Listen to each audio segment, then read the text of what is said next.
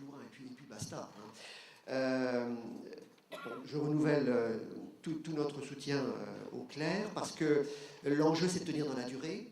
Et là, ça, c'est du sérieux. Hein. C'est un appel d'offres, vous savez, c'est un appel à manifestation d'intérêt. Excusez-moi, M. Ravaillot, bon, mais c'était assez éphémère, quoi. Mais réussir à tenir dans la durée, ça, c'est autre chose. Et donc là, c'est pour ça que pour nous, c'est très important, hein, de vous accompagner.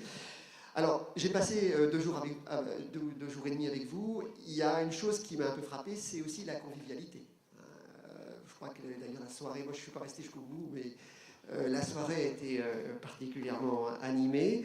Et bon, moi je reviens à Paris plein d'énergie, sans jeu de mots, pour véritablement jouer mon rôle dans les couloirs ministériels, et donnez-moi du courage. Merci beaucoup.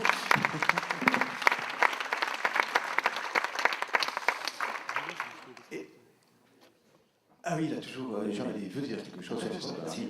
Non, mais je suis désolé, mais je voudrais rétablir une vérité parce que Jean-Marc nous a attaqué sur les toilettes des courses. Je voudrais apporter quelques précisions. J'y tiens parce que c'est une start-up d'Aquitaine qui s'appelle Base. Voilà, merci Jean-Marc. Donc ces toilettes, en fait, c'est peut-être les seules toilettes autonomes sur le plan national.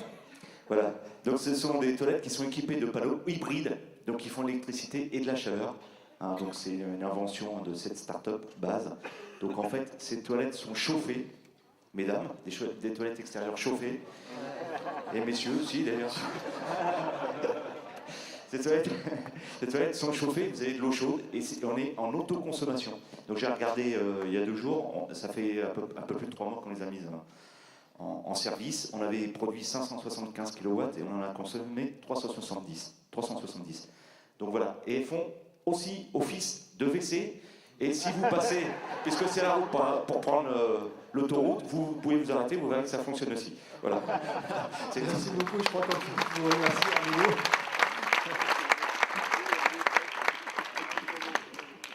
Alors, cette table ronde est terminée. Je vais vous demander donc de regagner vos places. Et puis, je vais me permettre de dire un dernier petit mot qui est le mot suivant. À la fin 2015, donc, se déroulera à Paris un important sommet international sur le changement climatique, dont on espère tous qu'il y aura un accord ambitieux qui sera trouvé entre les parties. Mais quand bien même cet accord serait donc ambitieux, la responsabilité de le mettre en œuvre incombera finalement en grande partie au territoire que vous êtes. Bon, c'est un truisme de le dire, mais ça permet de rappeler également qu'il va y avoir une autre échéance en 2015 tout aussi importante, ce sont les rencontres nationales TEPOS 2015.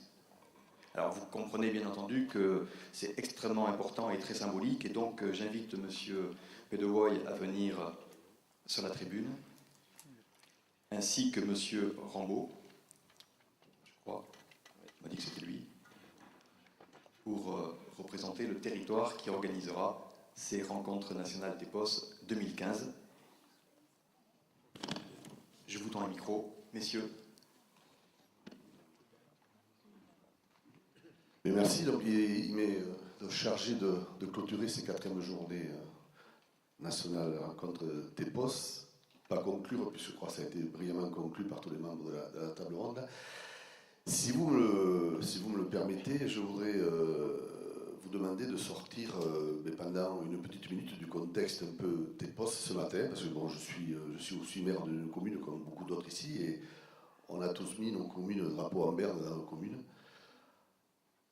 Et je voulais qu'on respecte une petite minute de silence à la mémoire de notre compatriote Hervé Gourdel, qui a été sauvagement assassiné par des terroristes, et si on pouvait se recueillir un petit peu à sa mémoire et en même temps affirmer tout notre soutien à sa famille, à ses proches, je crois qu'on pourrait, voilà, si vous me permettez, on pourrait se lever une petite minute.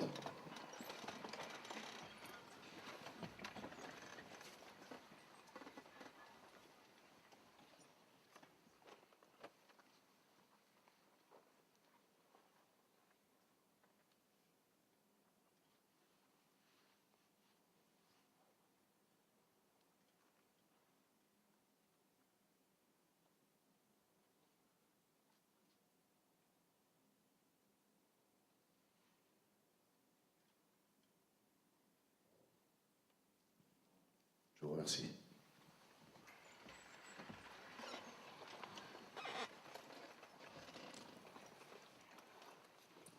Alors, avec mon collègue et ami Xavier Fortinon, on s'était partagé un peu la tâche. Il faisait l'ouverture et moi je faisais un peu la clôture. Alors, Xavier a présenté un petit peu son territoire à l'ouverture. Je vais très succinctement, rassurez-vous, je vais vous décrire un petit peu le territoire aussi de la commune de la Haute-Lande. La commune de la Haute-Lande, c'est constitué de 7 communes, un peu plus de 6000 habitants. Elle est sur l'axe Bordeaux-Espagne, dans la 63, au carrefour, une ligne ferroviaire, on va dire Paris-Madrid. On est à 30 km des plages de Mimizan, au cœur du massif forestier, un espace environnemental préservé, un réservoir de biodiversité au sein, on l'a dit tout à l'heure, du parc naturel régional des Landes de Gascogne. Dans ce territoire d'accueil de population, une zone de développement économique et touristique forte, disposant d'un potentiel important en matière d'énergie renouvelable. La forêt représente un élément majeur de l'économie puisqu'il constitue un élément de production en matière première et de transformation industrielle, son exploitation allant du sillage à la chimie verte. Elle représente aussi une source durable pour la construction, l'industrie et l'énergie, pour le développement de la filière bois-énergie, notamment, puisque vous avez été hier visiter l'usine Archambault à la Boère qui fabrique des pellets. Dès 2012, nous avons, dans ce même temps que le dépôt de notre candidature à l'appel de la région Aquitaine, en partenariat avec nos amis du territoire militant, inscrit donc dans nos statuts la création d'un territoire à énergie positive. La communauté de communes de la Haute-Lande a ainsi préparé à l'association une pluralité d'acteurs, un véritable projet de territoire pour être partie prenante de la transition énergétique, avec le souci de concilier à la fois les enjeux environnementaux et énergiques, des enjeux économiques et des enjeux politiques et sociétaux. En conclusion, les premiers éléments repérés dans notre feuille de route TEPOS font prendre conscience que la transition énergétique ne serait dû pas remplacer l'énergie fossile par l'énergie verte. Il s'agit de repenser en profondeur la relation du territoire à l'énergie dans sa globalité, et sur ce chemin qui demandera du temps, ça a été dit plusieurs fois, que se sont engagés les élus de la Haute-Lande. Mais au regard du succès de ces rencontres par votre présence nombreuse, votre engagement, votre motivation, que je perçois ainsi votre implication active aux différents ateliers d'hier, il ne fait aucun doute que la marche en avant est engagée pour relever le défi de la transition énergétique. À ce titre, nous remercions la région Aquitaine, en présence de sa représentante, Mme Peggy Cansal, par son appui financier, logistique et son engagement auprès de notre territoire dans cette démarche. Je vais en faire des remerciements évidemment qui ont été faits ce matin, mais je suis obligé aussi quand même de remercier. Donc félicitations et un remerciement à tous les représentants du CLER, tous les élus qui ont participé aussi aux ateliers. Et je remercie aussi les 2 DGS et les 2 comités de communes qui se sont beaucoup impliqués pour l'organisation de ces journées, ainsi que tous les agents des comités de communes, des communes, de la région Aquitaine, les chargés de mission, tous les intervenants et animateurs des ateliers, qui depuis plusieurs mois se sont mobilisés pour organiser cet événement et vous accueillir dans les meilleures conditions possibles. Donc je vous remercie à tous d'avoir fait le déplacement dans notre département des Landes, et plus particulièrement évidemment à Mimizan et en Haute-Lande.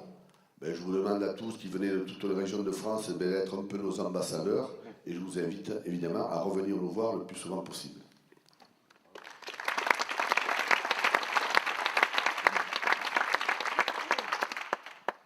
Alors maintenant, on arrive donc au passage des témoins, puisque c'est pour les 5e rencontres, le territoire organisateur sera dans la communauté de communes du Toircé, dans le département des Deux-Sèvres. Donc moi, je vais remettre le témoin symbolique à M. Pierre Rambaud, qui est le maire de Saint-Varan, vice-président en charge du développement durable, de l'énergie et du climat, dans la commune du Toircé. Alors le témoin symbolique ici pour les Landes, l'origine a été expliquée par Xavier Fortinon en ouverture. C'est la fameuse bouteille d'Armagnac, qui est propriétaire du Conseil général des Landes. Donc, au nom du département, cette bouteille vous est offerte par le président Henri Emmanueli. Voilà, je vous remercie et bon courage pour la suite de l'organisation de ces 5e journées.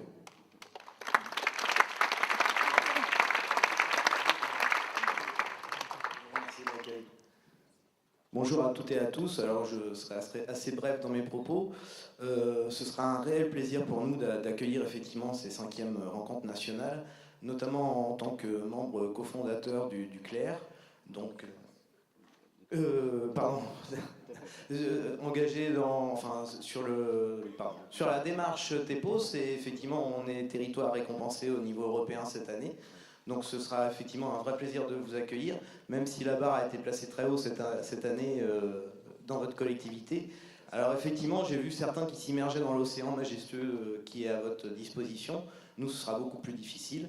Par contre, on vous proposera de vous immerger dans un territoire qui a 10 ans d'expérience effectivement sur les TEPOS, avec également le nombre de retours qui vont avec, parmi des installations qui vont de l'éolien à la méthanisation, en passant par du photovoltaïque, et même une piscine solaire qui a plus de 30 ans, on était la 2e au niveau national.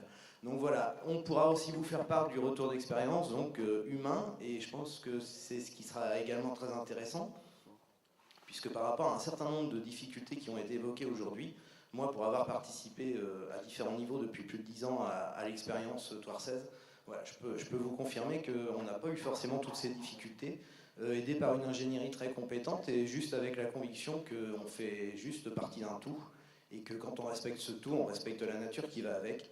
Et je pense que quand on part de ça, de la part des élus, la volonté se fait plutôt naturellement et plutôt facilement. Donc je vous propose de participer et de partager cette expérience en Thouars l'année prochaine. Merci à toutes et à tous.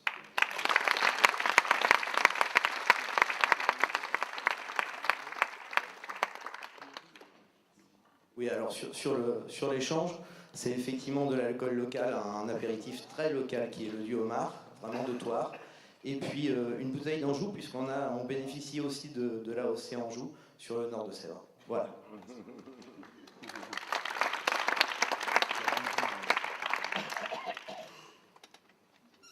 Merci beaucoup. Quelle est cette personne qui vous accompagne sur la tribune? C'est l'ingénierie très compétente qu'elle représente. Aurait-elle un nom et un prénom? Aurélie Chevalier. Voilà, je crois qu'on peut également la remercier.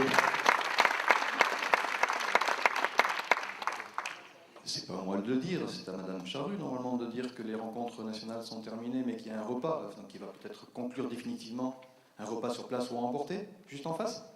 On fait ça comme ça?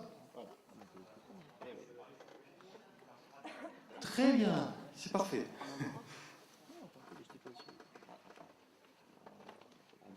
Allez-y, venez, qu'on vous voit.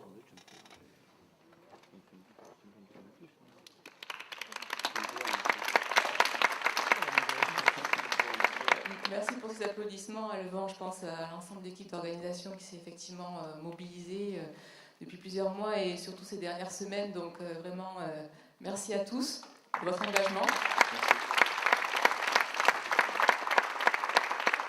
Donc, alors, puisque j'avais fait déjà le point logistique lors de la plénière d'ouverture, donc je vais conclure. Donc effectivement, il y a bien un repas qui est prévu pour ceux qui sont inscrits donc, au forum que vous connaissez maintenant sous toutes les coutures, et des paniers repas pour ceux qui ont décidé de prendre la route, puisqu'ils sont certainement de territoires beaucoup plus éloignés. Voilà, donc en tout cas, un grand plaisir de vous avoir accueillis tous ici. Et puis, bonne continuation dans vos démarches, puisqu'on l'a bien dit, c'est dans la durée que s'inscrit ces projets. Au revoir. Merci à vous. Bonjour,